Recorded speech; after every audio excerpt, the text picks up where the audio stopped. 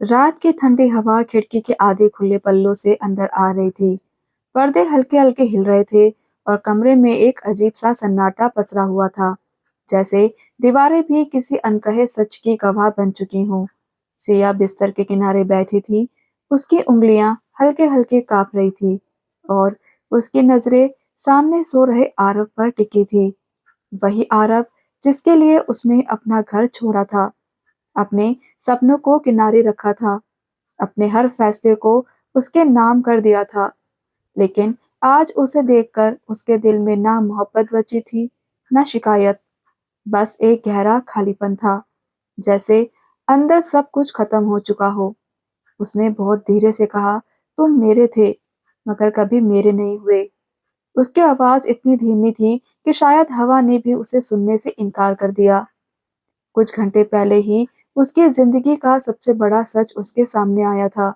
एक ऐसा सच जिसने उसकी पूरी दुनिया को एक पल में तोड़ दिया। उसे पता चला कि आरव की जिंदगी में कोई और भी है, कोई जिसे वो सालों से चाहता था। और सिया सिर्फ एक समझौता थी, एक जिम्मेदारी, एक नाम जिसे उसने अपने साथ जोड़ लिया था, लेकिन दिल कभी नहीं दिया। जब सिया ने उससे सवाल किया तो आरव ने नजरें झुका ली और बस इतना कहा, मैंने कोशिश की थी, सच में की थी, लेकिन दिल पर जोर नहीं चलता। उस पल सिया के अंदर कुछ टूटने की आवाज आई थी, जैसे कोई कांच का महल गिरकर चूर चूर हो गया हो। लेकिन उसने ना चिल्लाया ना रोई, बस चुप हो गई। और उसकी यही खामोशी सबसे ज्यादा डरावनी थी, क्योंकि जब इंसान रोना बंद कर देता है तो वो अंदर से मरने लगता है। उसी रात उसने फैसला कर लिया कि वो इस घर को छोड़ देगी हमेशा के लिए।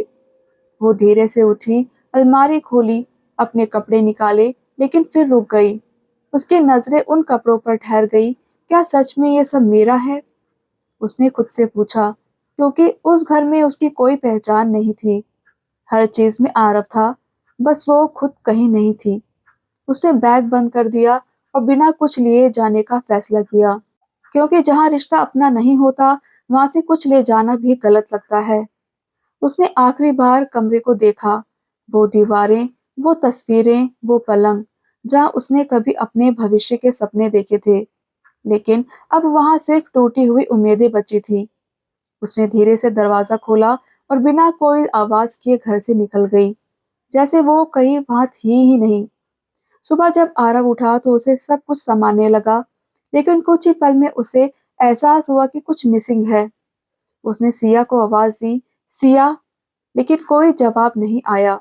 उसने पूरे घर में ढूंढना शुरू किया, लेकिन सिया कहीं नहीं थी। तभी उसकी नजर टेबल पर रखी एक छोटी सी चिट्ठी पर पड़ी।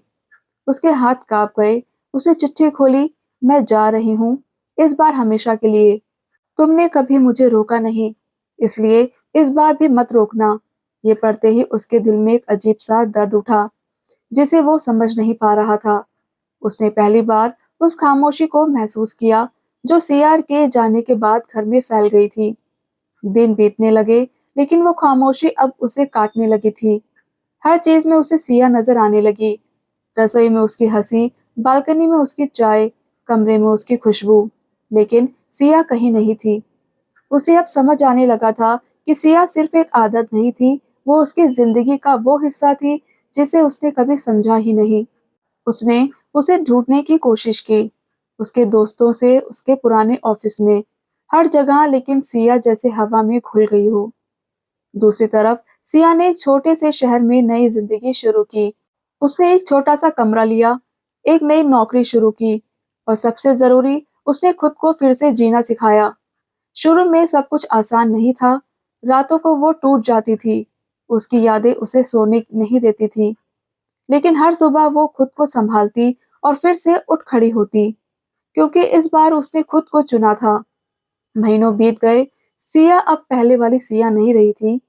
अब उसकी आंखों में दर्द के साथ साथ एक अजीब सा सुकून भी था।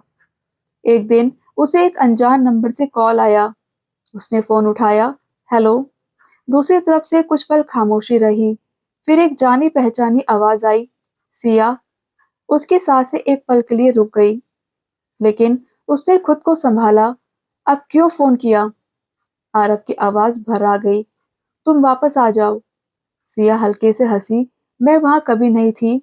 नहीं आरव, जहाँ इंसान का दिल ना हो वहां उसका होना भी नहीं होता। ये सुनकर आरव के अंदर सब कुछ टूट गया। उसने पहली बार महसूस किया कि उसने क्या खो दिया है। मैं बदल जाऊंगा सच में, बस एक मौका दे दो, उसने कहा। लेकिन सिया पहले वाली सिया नहीं थी। उसने धीरे से कहा, तुम्हें बदलने के लिए मुझे टूटना पड़ा। अब मैं खुद को फिर से नहीं तोड़ सकती। और उसने कॉल काट दिया। आरव घंटों फोन को देखता रह गया। उसे अब समझ आ गया था कि कुछ रिश्ते खत्म नहीं होते, वो बस अधूरे रह जाते हैं। और उन अधूरे रिश्तों का दर्द पूरी जिंदगी साथ चलता है। उधर सिया खिड़की के पास खड़ी थी। हवा उसके चेहरे को छू रही थी। उसने आंखें बंद की और एक गहरी सांस ली। पहली बार उसे अपने अंदर सुकून महसूस हुआ। उसने धीरे से खुद से कहा, इस बार मैंने खुद को चुना है। और यही उसकी सबसे बड़ी जीत थी। क्योंकि कभी-कभी मोहब्बत किसी और को पाने में नहीं, खुद को वापस पाने में होती है। तो दोस्तों, कहानी पसंद आई हो तो चैनल को लाइक, शेयर और सब्सक्राइब ज़रूर करें। कल मिलते हैं एक और नई कहानी के साथ। बने रहें उड़ान स्टोरीज के साथ।